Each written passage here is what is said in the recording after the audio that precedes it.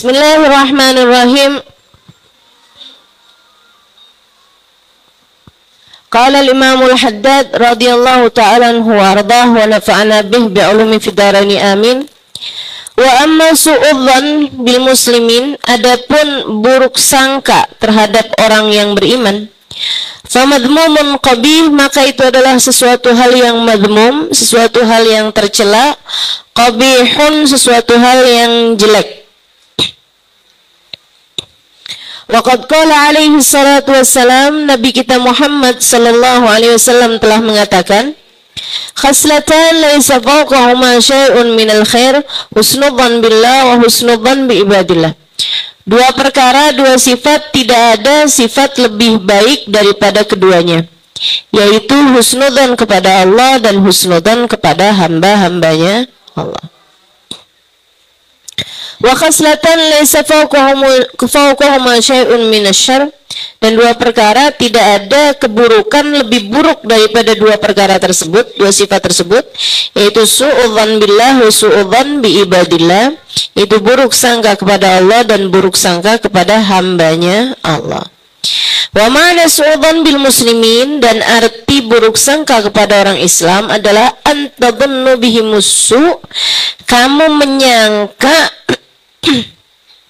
bihim, ada pada diri mereka, asu, keburukan. Kamu menyangka mereka memiliki keburukan. Keburukan dalam apanya? Fi agwalihim, dalam ucapan mereka, wa af'alihim, dan dalam perbuatan mereka, allati zahiruhal khair, yaitu perkara yang zahirnya adalah merupakan kebaikan. Wa tadunnu bihim khilafa ma yudhhiruna min dzalik hadza ghayatu, dan kamu menyangka bahwa mereka menunjukkan sesuatu yang bertentangan dengan apa yang mereka zahirkan tersebut. Kamu kira kenyataannya tidak sesuai dengan apa yang kelihatan. Oh, dia baik kelihatannya doang tuh, gitu ya. Dia mah kalau depan kamu emang senyum-senyum tuh, tapi ntar kalau di belakang kamu gitu. Ya, itu kalau di alam nyata sih kayak soho gitu, tar tuh. Kalau di dunia maya jadi pada julid, daripada julid gitu ya. Nah tuh, itu namanya su'udzan. Wa aidan an tunazzil af'alahum wa aqwalahum, dan juga termasuk dari bentuk su'udzan, antunazil af'alahum wa aqwalahum allati tahtamilul khair wasyarr ala janibis syarr. Dan yang namanya su'udzan juga adalah kamu menempatkan perbuatan mereka dan ucapan mereka yang sebenarnya mengandung kebaikan, wasyarr, dan mengandung keburukan juga, ala janibis syarr, kamu melihatnya di sisi yang negatif. Jadi sesuatu hal yang bisa positif, bisa negatif, itu selalu kamu melihatnya dari sisi yang negatif. Ma'imkani tanziliha ala janibil khair, padahal bisa saja kalau kamu posisikan di posisi yang positif, itu jatuhnya positif gitu, tapi kamu nempatinnya di tempat yang negatif. Fadzalika min su'udzan aidan, yang kayak beginian juga termasuknya ada bagian dari su'udzan. Walakinnahu dunal awal, tapi su'udzan yang ini mendingan dibandingkan dengan su'udzan yang pertama. Su'udzan yang pertama tuh orangnya udah terang-terangan ngerjain kebaikan, kamu tetap juga tuh. Orangnya udah terang-terangan nutup aurat, itu sakingan aja tuh dia kepengen ada yang lamar lagi. Kayaknya dia ngebosen ngejanda kayaknya. Lagi ada ustadz yang dideketin, makanya dia langsung pakai kerudungan. Biasanya, ampun. Siapa tuh nyinyir sampai begitunya? Ya siapa kalau bukan sekali? Saya menyontohin doang ya. Enggak lah, kita emang enggak gitu. Ini tenggorokan saya kenapa dah?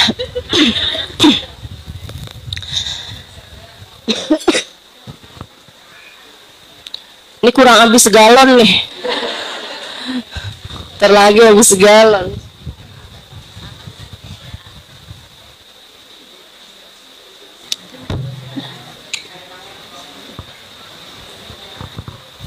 Iya. Enggak, ini kayaknya karena nggak saya nggak. Iya. Oh, yang ini lebih kencang. Allah. Langsung suara saya berubah gini ya. Ya.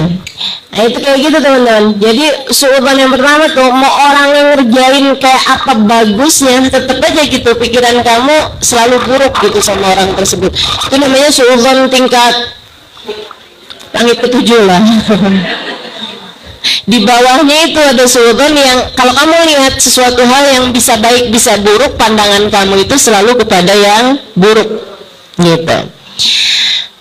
ala hilafil awal walakinahu dunul awal wa husnudzan bil muslimin hilafa dzalik kullih. Sementara husnudzan kepada orang Islam itu adalah kebalikan dari itu semua. Fama kana min af'alihim wa aqwalihim zahiruhul khair hamalathu 'alal khair aw dhanantu fihim al khair. Sesuatu dari perbuatan orang ataupun dari ucapan orang yang zahirnya itu bagus, kamu mengarahkannya atau kamu melihatnya dengan pandangan mengarah kepada kebaikan, atau kamu menyangka dalam diri mereka itu kebaikan gitu. فما كان من الأقوال والأفعال يحتمل الخير وغيره نزلته على الخير. Nah, kalau perbuatannya itu yang kayak bisa bagus bisa nggak bagus gitu ya, nah itu juga kamu juga memandangnya dari arah yang bagusnya gitu, dari arah yang positifnya. Jadi perbuatannya bisa positif bisa negatif, itu kamu tetap menempatkannya pada tempat yang positif. Nazaltahu alal khair fa'amal ala dzalik juhdan. Kerjakanlah yang kayak begitu semampu kamu, berusahalah kamu buat jadi orang yang kayak begitu, yang sama orang tuh selalu memandangnya dengan pandangan-pandangan yang bagus. Wasta'in billahi ta'ala, dan minta pertolonganlah kamu kepada Allah Subhanahu wa taala untuk hal tersebut. Wallahu waliyut taufik, sebab Allah lah yang dapat memberikan taufik.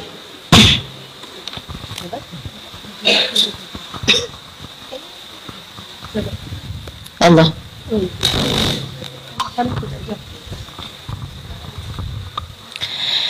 Baik, jadi teman-teman sekalian, habis kemarin Imamul Haddad ngajarin kita untuk punya rahmat, punya belas kasih, punya kasih sayang sama semua orang-orang yang beriman, gitu ya, sama semua makhluknya Allah, sama semua hambanya Allah Subhanahu wa taala. Sekarang ini Imamul Haddad ngajarin kita untuk punya husnudzon, untuk jangan sampai punya suudzon sama orang dan juga terutamanya lagi sama Allah. Justru kalau saya pikirin ya, suudzon kamu kepada orang lain adalah merupakan bagian dari suudzon kamu kepada Allah. Sebagaimana kamu husnudzon sama orang, itu juga bagian dari husnudzon kamu kepada Allah. Sebab orang yang beriman faham bahwa manusia ini hamba-hambanya Allah Subhanahu wa taala yang tidak bergerak, tidak berbuat selain dengan izin Allah. Semua yang terjadi Allah semua yang menentukan gitu. Jadi ngelihat segala sesuatunya dia selalu berpikir baik gitu kan. Kenapa bisa kayak begitu? Karena dia selalu berpikir baik tentang Allah Subhanahu wa taala, maka dia pun juga akan selalu berpikir baik terhadap takdir-takdirnya Allah, terhadap pergerakan-pergerakannya Allah. Dan salah satu bagian dari pergerakan Allah Subhanahu wa taala itu adalah pergerakan hamba-hambanya Allah. Husnudzon terus gitu. Ngelihat orang masih kecil, ya ampun, nggak punya banyak dosa, masih muda, nggak kayak saya nih dosa banyak. Ngelihat orang yang lebih tua, ya Allah taatnya udah banyak, pasti itu pahalanya udah panjang. Ngelewatin Ramadan berapa kali, ngelewatin hari Arafah berapa kali, ngelewatin hari Asyura berapa kali. Ngelihat yang tua di majelis nih, ya ampun ngajinya udah lamaan, kenal Ustazah Halimahnya udah lamaan. Ngelihat yang lebih muda, ya ampun masih muda aja udah pergi majelis, zaman saya umur segitu lagi ngapain tuh. Ya kan begitu. Teman-teman sekalian saya muliakan, tuh orang kalau berpikirnya positif bisa begitu, nggak dibalik-balik. Iya kan? Nggak dibalik-balik gitu. Melihat anak muda zaman sekarang dosa-dosanya ngeri-ngeri. Kita lagi zaman muda, pacaran pegangan tangan aja nggak berani. Anak sekarang kalau pacaran ngeri-ngeri. Biar kata pakai jilbab nih pergi pengajian, ya ampun yang nganterin pacarnya. Julid kamu ya ampun, suudzon. Terus aja inna lillahi wa inna ilaihi raji'un.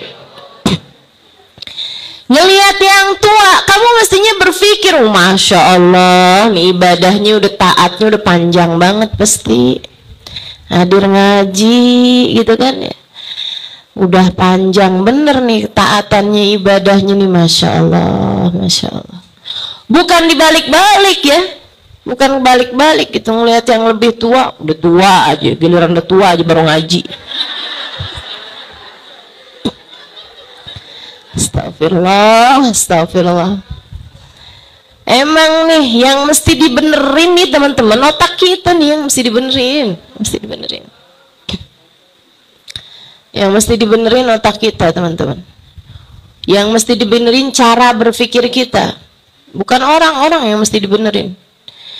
Kalau orang sih hidup tuh nggak pernah ideal buat siapapun, udah mikirnya gitu aja, gitu kan ya. Hidup nggak pernah ideal buat siapapun. Orang mau dilihat keburukannya pasti ada. Orang mau kamu cari-cari kesalahannya pasti ada. Jangankan orang, gitu kan? Kamu sendiri, udah nggak usah pakai dicari, udah banyak banget salahnya. Ya kan begitu gitu ya. Cuman sudut pandang kita aja, kita mau ngelihatnya dari arah yang mana gitu. Buat bisa husnudzon. Ngelihat orang yang berilmu, kamu harus husnudzon. Ini dia nih yang katanya Nabi Muhammad, kata Nabi Muhammad, penghuni surga itu kebanyakan orang-orang yang pinter-pinter kan begitu ya. Katanya Nabi Muhammad gitu kan, waktu Nabi Muhammad bilang, ya kan penghuni neraka itu adalah dari kaum fakir. Tanya fakir harta Rasul bukan, tapi fakir ilmu. Gitu. Jadi kalau ngelihat orang yang berilmu, wih ini calon-calon penghuni surga. Mari yuridillahu bihi khaira yufaqihu fiddin. Kata Nabi Muhammad SAW, siapa yang dikehendaki baik oleh Allah, Allah akan berikan kepadanya pemahaman agama. Jadi kamu setiap melihat orang punya pemahaman agama, orang yang ditakdir baik sama Allah ya gini nih modelnya nih, ngerti urusan agama, faham caranya beragama, Masya Allah nih orang-orang kayak beginian nih. Ini surga nih udah pasti nih, kangen sama orang model begini nih. Kalau ngelihat orang berilmu, apalagi ngelihat orang yang berilmu tersebut kemudian ngajar. Teman-teman sekalian, itu ada hadisnya. Orang yang mengajarkan ilmu kepada orang lain itu adalah orang yang diistighfarin oleh semua makhluknya Allah Subhanahu wa taala yang di langit dan di bumi, hatal hitan fil bahr, hatal hitan fil bahr, sampai ikan di lautan. Ikan di lautan, apa bahasa Arabnya ikan? Samak. Nah ini kok hitan? Allah nyebutnya kenapa hitan? Karena ikan tuh ada dua jenis teman-teman. Ada ikan yang punya lidah namanya samak, ada ikan yang nggak punya lidah namanya hitan. Itu Allah SWT bilang, ampe ikan yang nggak punya lidah di lautan, itu Allah jadikan mereka beristighfar buat para pengajar kebaikan. Apatah lagi yang punya lidah? Bisa kebayang berapa banyak istighfar mereka. Nah kalau ngelihat orang berilmu terus ngajar juga, waduh ini pahalanya kayak apaan ya?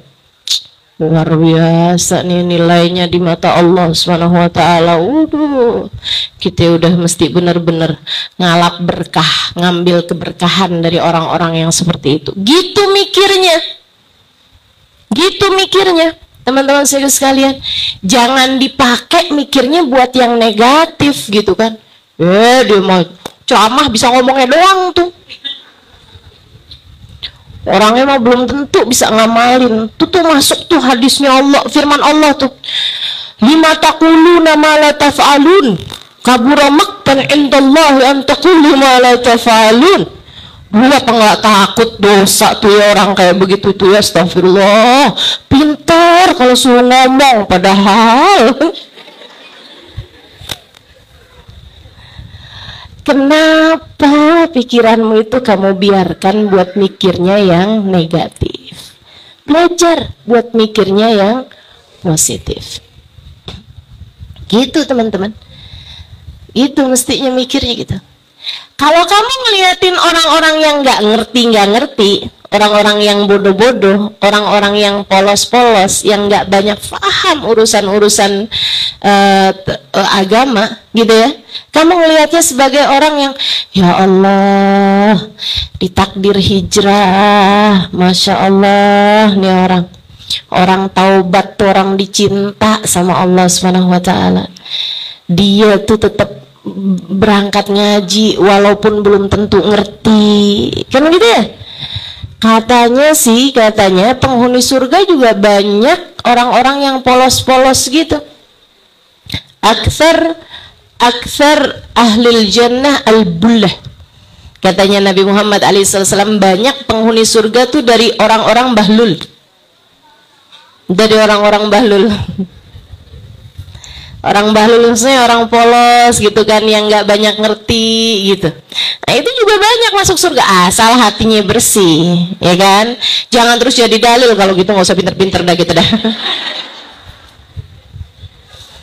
Nggak usah ngaji sekalian gitu ya, nggak gitu modelnya.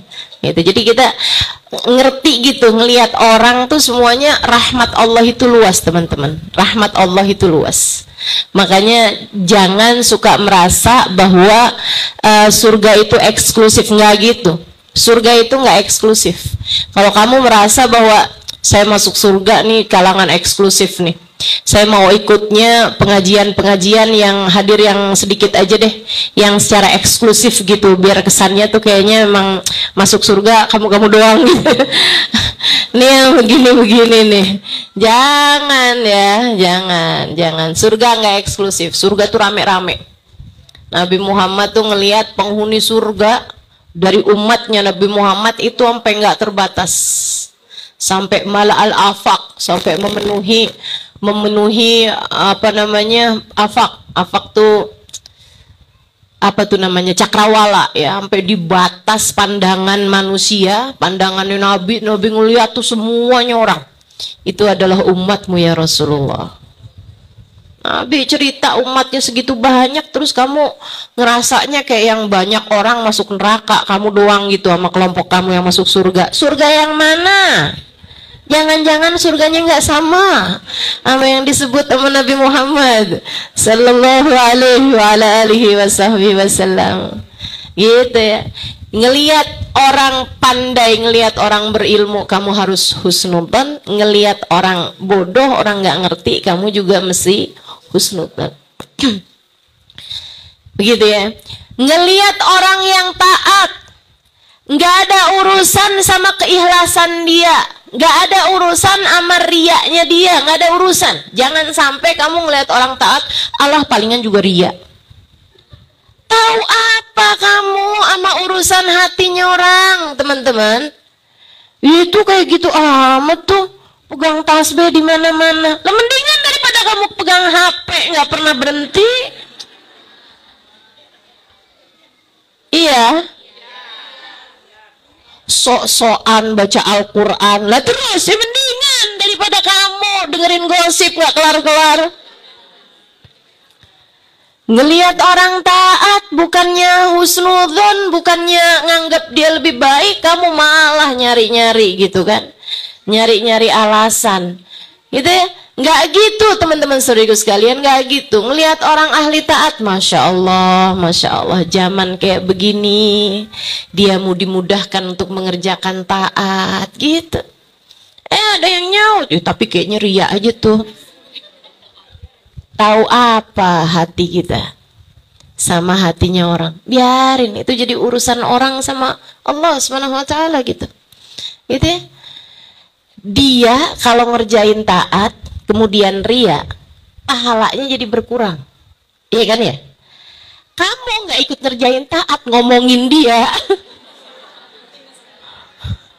Pahala kagak ada, yang ada dosa doang yang iya. Masya Allah. Nah, ngerjain taat harus ngelihat orang ngerjain taat harus husnudzon. Ngelihat orang ngerjain maksiat pun harus husnudzon, teman-teman saya sekalian. Terang-terangan nih ngerjain maksiat, kamu harus husnudzon. Gimana caranya Ustazah mau husnudzon? Orang udah terang-terangan kok ngerjain maksiat gitu kan depan mata kita nih Ustazah. Tetangga tiap malam yang nganterin ganti-ganti. Gimana cara saya mau husnudzon? Ganti-ganti yang dia naik Gojek.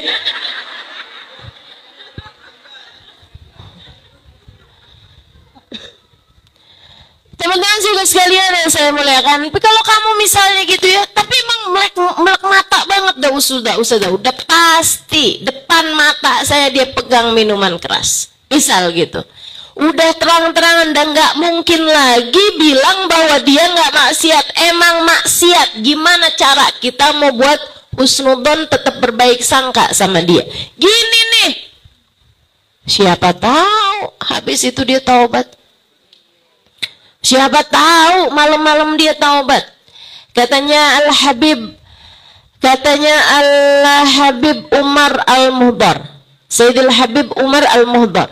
Beliau mengatakan, kalau saya ngelihat orang berzina hari ini dengan mata kepala saya sendiri, ngelihat beneran, selimutan berduaan, bukan suaminya, gitu ya, udah tahu nih, udah tahu cewek ini punya laki lain, udah tahu isi yang laki-laki ini juga ada istrinya yang lain, zina depan mata, bukan hanya masuk kamar berduaan, bukan masuk kamar berduaan belum tentu zina, bisa jadi pengajian.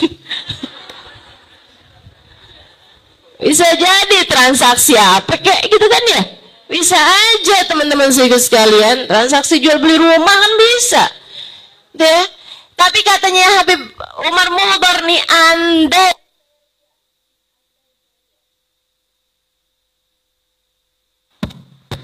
Allah. Anda saya lihat dengan mata kepala saya sendiri, dua orang berzina. Saya ngelihat dia lagi besok harinya, saya kira dia seorang wali min auliyaillah. Keren.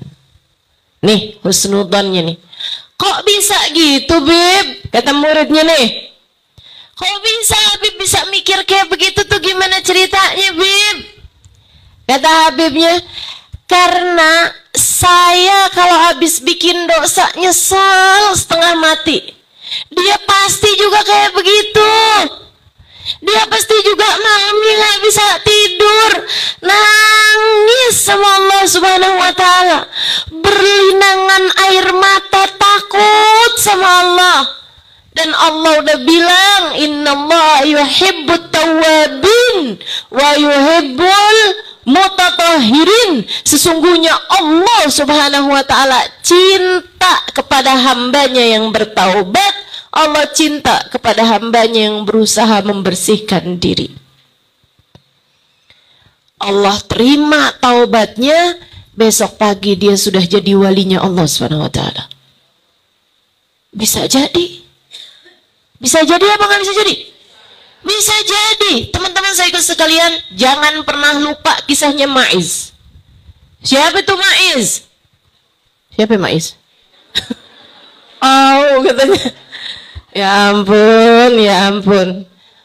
Siapa kemarin polisi yang dibunuh siapa? Semua nih jangan namanya.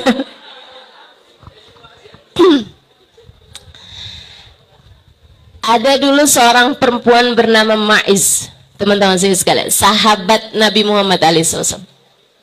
Maksudnya sahabat, dia hidup sezaman dengan Nabi Muhammad SAW.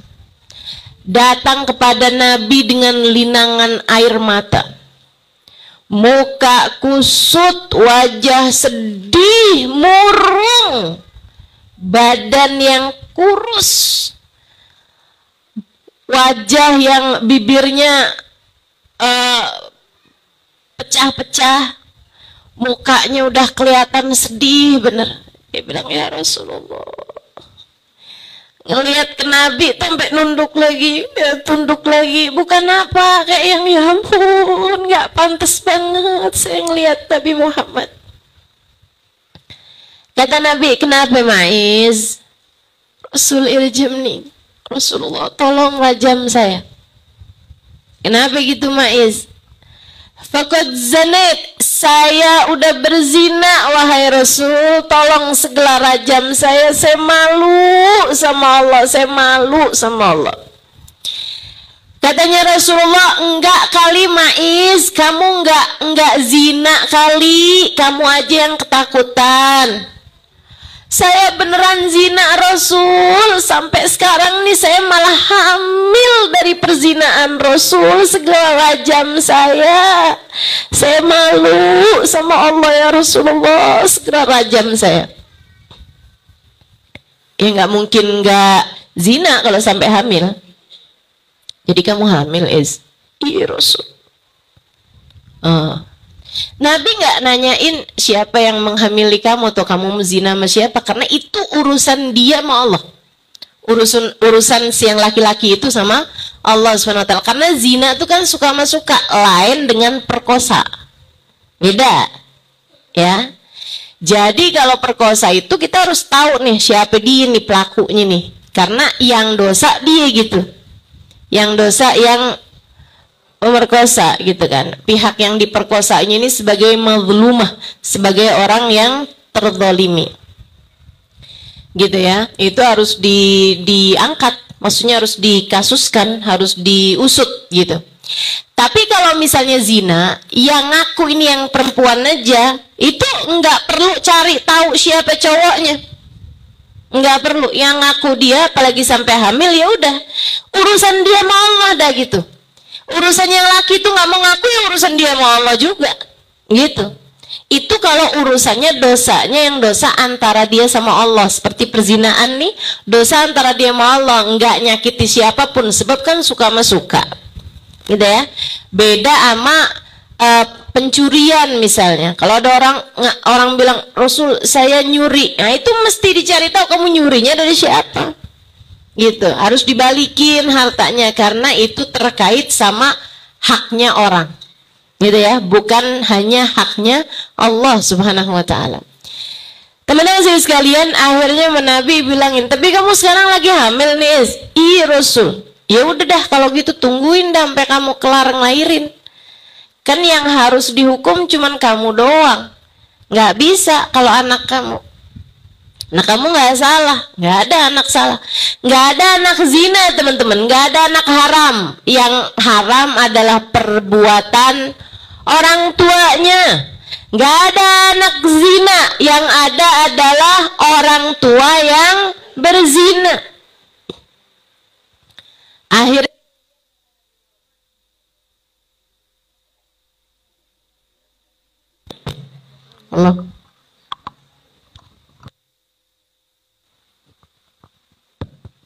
Allah sama Nabi dibilangin, ya udah tungguin kalau gitu sampai kamu ngelahirin. Di masa-masa 9 bulan tuh teman-teman, orang tuh kalau punya dosa biasanya tuh pertama kali ngerjain dosa kayak berasa gede gitu, tapi habis itu sebulan, 2 bulan, 3 bulan tuh nafsu tuh masih suka yang kayak yang ya udahlah, dosa saya ya emang gede sih, tapi bukan saya doang loh yang ngerjain kayak gini, banyak orang juga lo ngerjain. Saya juga kayaknya masih ada lah gitu kesempatan untuk bisa baik, nggak usah pakai dirajam gitu ya. Tapi Maiz nggak gitu, taubatnya gede banget di hatinya. Dia datang lagi kemudian bawa anaknya yang masih bayi, baru habis ngelahirin berapa hari. Rasul, rajam saya Rasul, lebih kurus daripada waktu dia datang, lebih sedih kondisinya lebih mengenaskan, lebih sendu, lebih kesian dah pokoknya. Dia bilang, Rasul segera rajam saya Rasul, saya malu sama Allah Rasul, saya malu sama Allah. Saya udah ngelahirin nih Rasul, nih anak saya Rasul, udah saya lahirin dengan selamat wahai Rasulullah. Segeralah rajam saya. Kata Nabi Muhammad SAW, anak kamu nyusuin Iya Rasul. Nah, anak kan emang emaknya yang nyusuin ya, masa tetangga? Iya Rasul, saya susuin Rasul. Katanya Nabi Muhammad, nah kalau saya, makasih dia. Kalau saya rajam kamu, terus anak kamu nanti siapa yang nyusuin? Terus gimana Rasul? Makasih nak. Katanya Rasulullah, tungguin sampai dia kamu sapi. Sampai dia kamu sapi, sampai kamu selesai nyusuin dia ganti nyusu sama sapi. Baru dah. Gitu ya. Maksudnya dia ganti minum susu sapi gitu kan. Baru tuh. Kamu silahkan datang lagi ke sini. Bu, dapat setahun, anaknya dibawa udah pegang makanan sendiri, udah pegang kayak biskuit gitu, pegang makanan. Dibawa ke Nabi Muhammad, Rasul nih anak saya Rasul. Saya Maiz yang dulu berzina itu, Rasul ya Allah. Cepetan rajam saya Rasul, saya malu sama Allah Rasulullah. Bertahun-tahun teman-teman, taubatnya nggak pernah berkurang. Nabi nggak punya alasan lagi untuk memperpanjang masa dia hidup. Emang hukumannya kan kalau ini zina dirajam. Zina udah pernah kawin sebelumnya, itu hukumannya adalah dengan dirajam. Jadi Nabi pun kemudian memutuskan tanggal untuk perajaman Maiz. Teman-teman, Maiz dipendem, tinggal sisa palanya gini doang, gitu ya. Pala badan ke atas. Ini ya boleh diperlakukan dalam negara yang memang menggunakan hukum syariat sebagai landasan negaranya.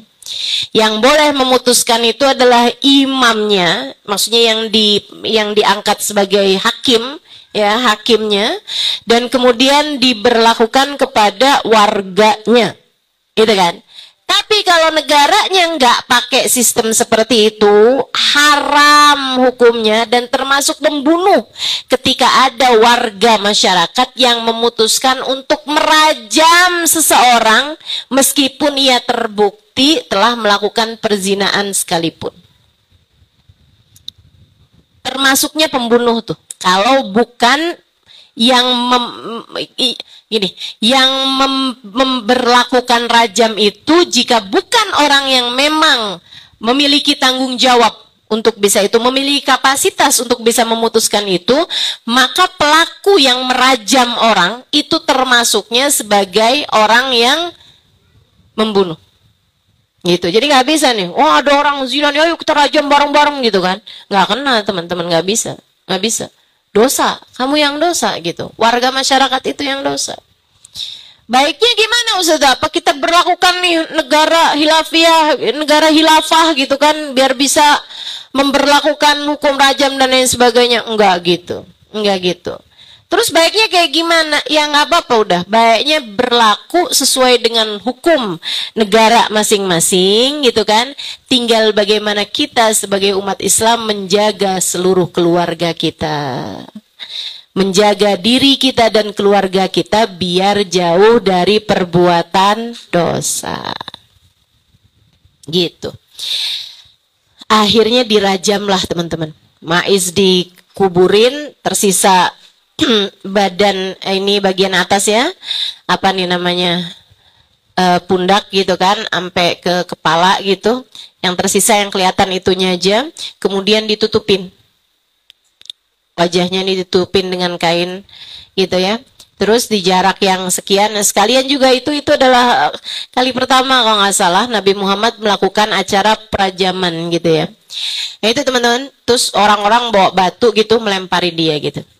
Saudara sekalian, ada satu orang, dia ngelempar ke arah Ma'iz. Nah, ketika melempar itu, nih ya, bayangin sahabat dikumpulin sama Nabi Muhammad buat merajam seorang pezina. Kan begitu? Untuk merajam seorang pezina. Bayangin kamu diminta oleh gurumu, yuk kita rajam seorang pezina. Diperintah emang sama gurunya gitu. Perintah sama Nabi Muhammad nih, ibarat kata ya. Saya sebutkan guru kan, karena kan sahabat kan kepada Nabi Muhammad berguru gitu kan. Lebih daripada itu semuanya, Nabi Muhammad kan seorang nabi begitu ya. Seorang utusan yang gak mungkin ceritanya berbuat kesalahan. Ini diminta untuk merajam seorang perempuan gitu kan. Tentu aja kan merajamnya ini kan dengan perasaan yang, coba kamu bayangin, kalau kamu disuruh sama guru kamu, yuk kita rajam seorang perempuan pezina. Kira-kira saat kamu ngerajam tuh kayak yang, ih Masya Allah pezina loh ini. Kayak gitu. Atau yang, ih pezina loh ini. Kan begitu? Kan begitu? Niliatin gimana cari Nabi Muhammad ngajarin husnudzon. Dengerin nih teman-teman saya sekalian, dengerin. Biar kamu ngerti ajaran Islam tuh kayak gimana. Menilai pelaku dosa. Nih ya, jangankan menilai pelaku taat, menilai pelaku dosa, sudut pandangmu tuh mesti kayak gimana. Ini teman-teman sekalian, kamu, saya, kita sama-sama belajar menata hati. Sama-sama belajar menata pikiran. Gimana cara kita melihat bahkan kepada pelaku maksiat dan dosa besar sekalipun. Nabi Muhammad ngajarin kita. Jadi ada seorang sahabat, waktu dia ngelempar, itu kena pembuluh darah di kepalanya, sampai darahnya itu muncrat. Darahnya itu muncrat, kena ke tangannya dia gitu. Jadi dilempar, setut gitu kan, darahnya ada yang muncrat, kena ke tangannya dia. Dia ketika lihat darahnya orang ini, yang dibayangkan darah seorang pezina yang telah dia rajam dengan perintah Nabi Muhammad SAW bersama dengan sahabat-sahabat yang lain. Isma'az, dia merasa jijik sama darah tersebut, kayak ih, darah pezina nih gitu, nggak ngomong tapi kayak ih, kayak merasa jijik banget gitu. Iltafatan Nabi sallallahu alaihi wasallam mughadiban. Nabi Muhammad noleh sama dia nih dengan merah muka Nabi karena marah. Kemudian Nabi Muhammad sallallahu alaihi wasallam mengatakan, "Araft man hi?" Kata Nabi Muhammad, "Kamu tahu siapa dia? Yang kamu jijik sama dia ini, kamu tahu siapa dia?" Kata Nabi. Dia nundukkan. Dia bilang, "Innaha zaniyah ya Rasulullah." Bukankah dia adalah seorang pezina, wahai Rasul? Apa jawab Nabi Muhammad? Innaha qad tabat bitaubatin lawuziat ala ahlil ardi lakafathum. Perempuan ini adalah seorang pezina betul, akan tetapi dia telah bertaubat dengan satu taubat. Andai satu taubat tersebut Allah bagikan kepada seluruh pendosa di atas muka bumi ini, niscaya Allah akan ampuni dosa mereka semuanya. Kamu pikir dia pendosa? Betul dia pendosa. Tapi dia telah bertaubat dan taubatnya menjadikan dia seorang wali min auliyaillah. Kan seolah-olah Nabi bilang begitu. Itu taubatnya dia kalau dibagikan sama ahli bumi semuanya nih, semua pendosa nih. Misalnya taubat gitu ya, nilai taubatnya tuh 1.000.000 gitu. Nah itu 1.000.000 tuh kalau misalnya dibagi-bagikan sama orang, itu Allah Subhanahu wa taala bakal terima mereka semuanya, bakal diampuni dosa mereka semua. Itu Nabi Muhammad cara ngajarin umatnya, cara ngajarin kita teman-teman. Ambil pelajarannya, ambil pelajarannya. Bahkan terhadap penjahat paling laknat sekalipun, pandanglah dia dengan pandangan penuh rahmat. Bahkan terhadap penjahat paling laknat sekalipun, pandanglah dia dengan pandangan penuh rahmat. Kamu nggak tahu. Itu terus. Pokoknya gitu aja. Kita ajarin. Setiap kali pikiran kita, hati kita udah suudzon sama orang lain, kita langsung kasih tahu gitu. Hati, kamu nggak tahu. Kamu nggak tahu. Langsung tuh, kamu inget-ingetin ucapan Nabi Muhammad. Kamu tahu siapa dia? Kamu tahu siapa dia? Gitu. Kan kalau misalnya kita yang jadi laki-laki itu, yang ikutan ngerajam, saya kalau jadi laki-laki itu yang ikutan ngerajam, kemudian darah pezina ini ke tangan saya, mungkin saya akan merasakan hal yang sama. Mungkin saya akan merasa jijik. Pezina, teman-teman. Pezina yang sampai hamil. Terbukti kan? Pezina sampai hamil. Sampai dirajam sama Nabi Muhammad SAW. Ya kita kan pasti mikirnya kan udah pasti nih orang yang dilaknat sama Allah, orang yang berbuat dosa kan begitu. Demikian pula dengan cara pandang kita sama siapapun kan kita suka mikirnya kan kayak begitu. Yang kita tahu kan zahirnya, hakikatnya orang tersebut siapa, masa kita tahu teman-teman? Masa kita tahu? Nilainya dia di hadapan Allah, emang kamu tahu? Nggak tahu kamu. Bisa jadi perempuan yang kamu ngelihatnya, ih kok gitu, ih kok perempuan itu begitu, ih ampun cewek itu kok gitu. Kamu nggak tahu, bisa jadi dia adalah seorang yang terbangun di waktu malam dan menangis kepada Allah.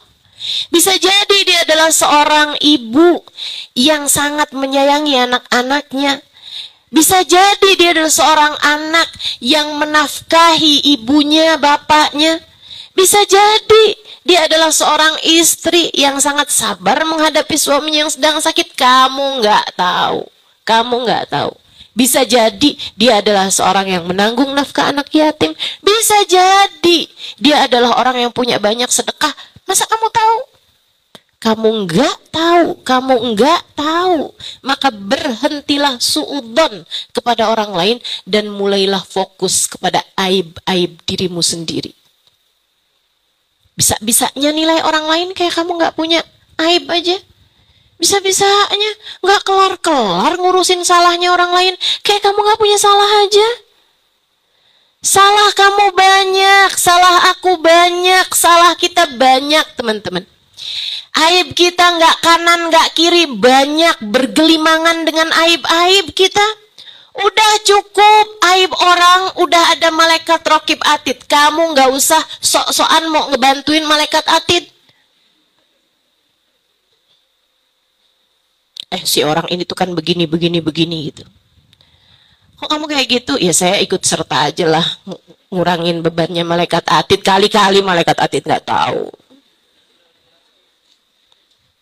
Astagfirullah.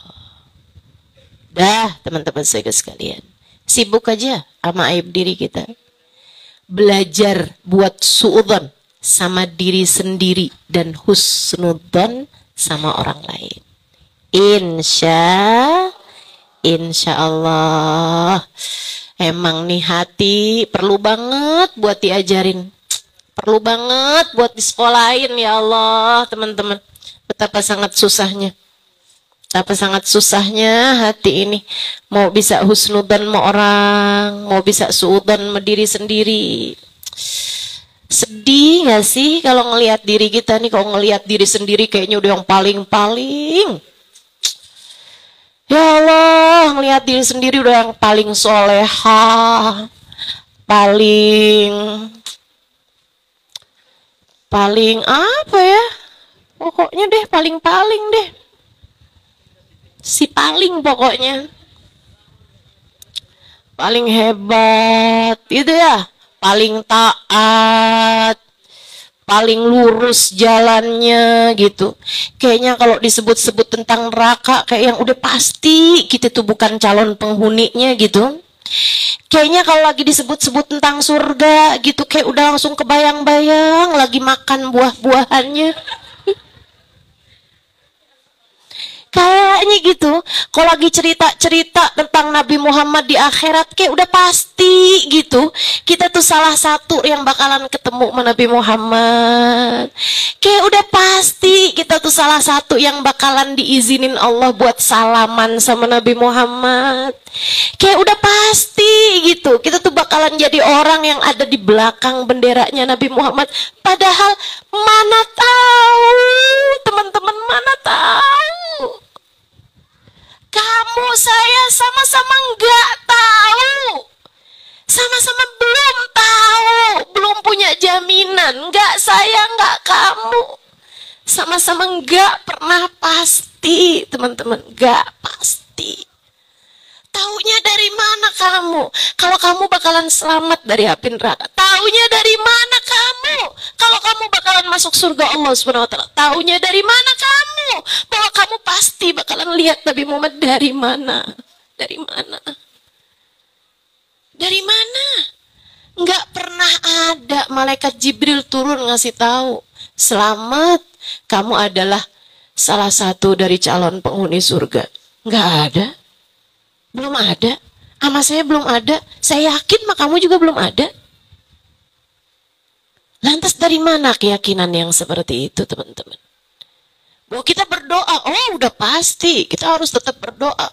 Bukannya kita harus terus berusaha untuk bisa punya harapan, Ustazah. Punya harapan betul. Tapi kalau kamu sampai yakin dengan sebuah keyakinan yang membuat kamu itu jadi nggak bisa suudzon sama diri sendiri, kamu salah, teman-teman. Sebab orang mukmin harus terus-terusan bainal khauf war roja, antara pengharapan dan ketakutan. Maka terhadap siapapun, selalulah berkata, lihat orang berbuat maksiat, lihat orang berbuat dosa, selalulah ingetin diri, wahai hati, berhati-hatilah, kamu tidak tahu. Kamu nggak ngerti. Siapa tahu dia adalah calon penghuni surga, sementara kamu, siapa tahu? Siapa tahu? Siapa tahu? Kalau ternyata kamu penghuni neraka, bagaimana ceritanya nantinya? Kamu belum tentu lebih baik daripada dia. Teman-teman saudara sekalian yang saya muliakan, Sayyidina Uwais Al-Qarni itu orang udah diceritain sama Nabi Muhammad tentang kebaikannya, teman-teman. Saya sedih pembahasan ini ya. Lebih ke saya sedih sama diri saya sendiri sih. Saya nggak mikirin gimana kamu. Tapi ini tuh pembahasan suatu hal yang sangat relate sama diri saya sendiri gitu. Ketidakmampuan untuk menata hati. Dan kita harus terus belajar, teman-teman saya sekalian. Kita harus terus belajar. Ini salah satu dari pelajaran paling penting sih dalam hidup menurut saya. Salah satu pelajaran paling penting dalam hidup buat ngelihat orang lain dari sisi-sisi positif mereka, atau berpikir selalu bahwa orang mungkin untuk menjadi penghuni surga, dan melihat diri sendiri dengan pandangan enggak puas, dengan pandangan curiga. Kan katanya mesti kayak begitu. Gitu ya. Wan nafs wasyaitan fa'sihima wa in huma mahadaka nusha fatahimi. Hawa nafsu sama setan, kamu harus curiga. Biar kayak kelihatannya kayak nasehatin, kamu tetap harus menaruh kecurigaan. Sebab enggak ada ceritanya. Hawa nafsu kamu tuh ngajakin kepada kebaikan. Masih belum. Terus saja nih kita nih harus berjuang terus-terusan. Sayyidina Uwais Al-Qarni, teman-teman saya sekalian, Nabi Muhammad udah sampai cerita.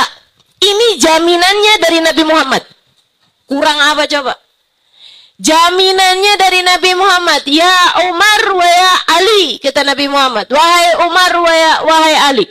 Idza laqituma fastaghfir lakuma ghafarallahu lakuma. Wahai Umar, wahai Ali, cari Uwais Al-Qarni. Kalau kamu ketemu, mintain biar Uwais Al-Qarni beristighfar bagi kalian berdua akan diampuni sama Allah. Sekelas Sayyidina Umar sama Sayyidina Ali suruh minta doa sama Uwais Al-Qarni. Siapa yang nyuruh? Nabi Muhammad SAW. Nabi udah cerita, bukan hanya jaminan surga, tapi katanya Nabi Muhammad, nih Uwais nih, nanti di akhirat kalau ahli surga disuruh masuk surga, ahli neraka suruh masuk neraka, Uwais Al-Qarni dibawa ke neraka. Ngapain Rasul? Dia bisa nyelamatin jutaan orang dari ahli neraka, dimasukkannya ke dalam surga dengan syafaatnya. Uwais Nabi bukan, Rasul bukan. Tapi Nabi Muhammad sendiri ngasih tahu sebuah jaminan bahwa Uwais Al-Qarni bisa mensyafaati jutaan orang dari dalam neraka, dibawa masuk ke dalam surga dengan syafaatnya. Kurang apa jaminan Nabi buat Uwais Al-Qarni, teman-teman saudara sekalian? Segitunya Uwais di akhir-akhir hidupnya, sesudah Uwais dengar tentang hadis ini, Uwais dengar tentang hadis ini. Teman-teman sekalian, Uwais Al-Qarni itu dulunya kerja sebagai tukang gembala kambing. Lama-lama udah agak-agak tuaan gitu kan, Uwais Al-Qarni nggak lagi menggembala, makan dari tempat sampah. Jadi kalau lapar dia nyari-nyari gitu. Nyari-nyari tuh di gundukan sampah. Segitunya kalau dia ketemu buah yang masih utuh dia sedekahin. Kalau dia ketemu gitu buah-buahan yang masih bagus, dibersihin sama dia, disedekahin. Sambil bilang begini nih, ya Allah, kalau ada umat Nabi Muhammad yang malam ini nggak bisa tidur karena lapar, jangan hisab Uwais ya Allah. Uwais nggak punya sesuatu buat Uwais sedekahkan lagi padanya. Jangan hisab Uwais, maafkan Uwais ya Allah. Segitunya teman-teman. Satu waktu Uwais lagi ngorek-ngorek tempat sampah, lagi nyari-nyari makanan, dia kelihatan anjing di ujung sebelah sana. Jadi kayak gundukan gitu ya, gundukan sampah sangat besar. Uwais ini lagi nyari-nyari nih makanan di situ, kayak sisa buah gitu kan. Misalnya gitu ya, kayak ada orang makan pisang nggak sampai habis gitu. Nah itu Uwais bersihin ujung-ujungnya, sisanya yang bagus dimakan sama Uwais. Teman-teman saya sekalian, Uwais lagi kayak begitu, kelihatan anjing ngorek-ngorek sampah juga di sebelah sana gitu. Dia terus ngobrol sama anjingnya. Dia ngajak bicara anjingnya, tentu aja anjingnya nggak jawab, guguk doang. Dia bilang kayak begini nih, ya kalab, kul mimma yalik wa ana akul mimma yalini. Anjing, ingat pesan Nabi anjing. Makanlah dari yang ada di hadapanmu, aku akan makan dari yang ada di hadapanku. Maksudnya, lo yang bagian sono anjing, gue yang bagian sini anjing, gitu. Friend anjing. Teman makan. Teman makan, teman-teman. Katanya Uwais Al-Qarni kayak gitu, nih hati nih ya, kalau udah nyambung sama Allah bisa kayak begitu ngeliat anjing. Bisa kayak gitu ngeliat anjing. Kita nih bukan anjingnya, anjing-anjingin. Ini anjing beneran loh ini. Bisa begitu cara pandangnya teman-teman. Ya kalab, kul mimma yalik wa nakul mimma yalini. Wahai anjing, makanlah kamu dari yang ada di hadapanmu, aku akan makan dari yang ada di hadapanku. Kita tidak akan saling melewati batas masing-masing. Ya kalab, in jawastu sirat fa ana khairum mink. Jing, omong-omong nih ya. Kalau nanti di akhirat saya bisa lewatin jembatan sirat, saya bisa masuk surga Allah, saya lebih baik darimu, wahai anjing. In ana jawastu sirat. Kalau nanti di akhirat saya bisa lewat jembatan sirat, selamat sampai kedua kaki saya masuk dalam surga Allah Ta'ala, sorry anjing, saya lebih baik daripada kamu. Fa'ilam ujawizu sirat, tapi anjing emang beneran dah, kalau sampai saya di akhirat nggak bisa lewatin jembatan, saya terjerumus masuk ke dalam api neraka. Ya Allah anjing, kamu lebih baik daripada saya. Hari itu saya akan berharap andai saya menjadi kamu pada hari ini. Saya akan berharap andai saya menjadi kamu pada hari ini, wahai anjing. Terus dia nangis di situ. Uwais Al-Qarni nangis, nggak jadi makan dah dia. Kebayang di akhirat kalau dia nggak bisa lewatin jembatan sirat, dosa-dosa bikin dia terjerumus masuk dalam api neraka. Ya Allah anjing, hari itu saya akan berharap jadi kamu, karena sungguh kamu lebih baik daripada saya, wahai anjing.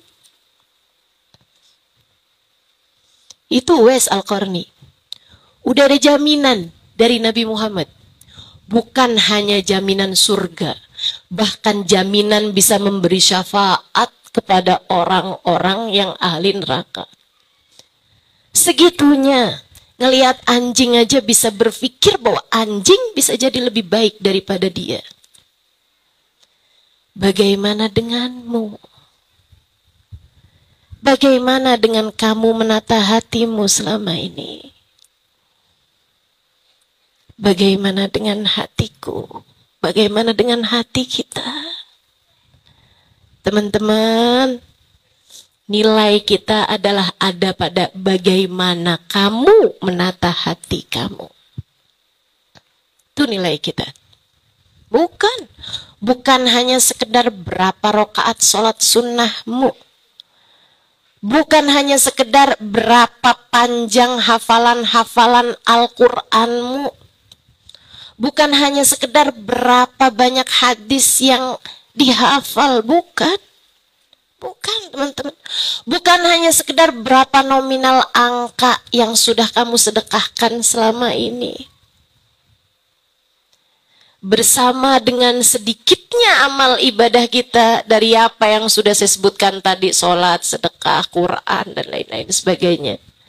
Kalau bersama dengan itu pula kita ternyata bobrok pula menata hati kita, lantas bagaimana kiranya diri ini akan selamat di negeri akhirat? Kalau bersama dengan kebobrokan diri kita itu, kita masih saja selalu memandang rendah orang lain dan merasa diri lebih baik daripada orang lain, kedurhakaan apalagi yang lebih besar daripada itu. Maka tiap kali kamu merasa diri lebih baik daripada siapapun, ingetin dirinya. Emang kamu yakin kamu bakalan masuk surga? Emang kamu yakin kamu bakalan ketemu Nabi Muhammad? Emang kamu yakin kamu bakalan selamat dari api neraka? Emang kamu yakin orang itu bakalan jadi penghuni neraka sampai kamu ngerasa kamu lebih baik daripada dia? Bukankah bisa jadi dia yang lenggang kangkung masuk ke dalam surga, sementara kamu, dosa-dosa yang kamu punya membuatmu terjerumus dalam api neraka? Mari belajar menata hati, teman-teman. Mari husnudon melihat orang lain dan suudon melihat diri sendiri. Mari berkaca dengan lebih teliti, biar kita bisa lihat jelek-jeleknya kita, aib-aibnya kita, kurang-kurangnya kita. Kemudian kita minta pada Allah Subhanahu wa Ta'ala, ya Allah, ya Allah, ya Allah, jangan pernah berhenti membimbing hamba-Mu yang satu ini, ya Allah. Ia tidak banyak mengerti, ya Allah, kasihani dia, ya Allah. Ajarkan kepadanya cara untuk mampu menata hatinya, ya Allah. Ia tidak mengerti apa-apa. Insya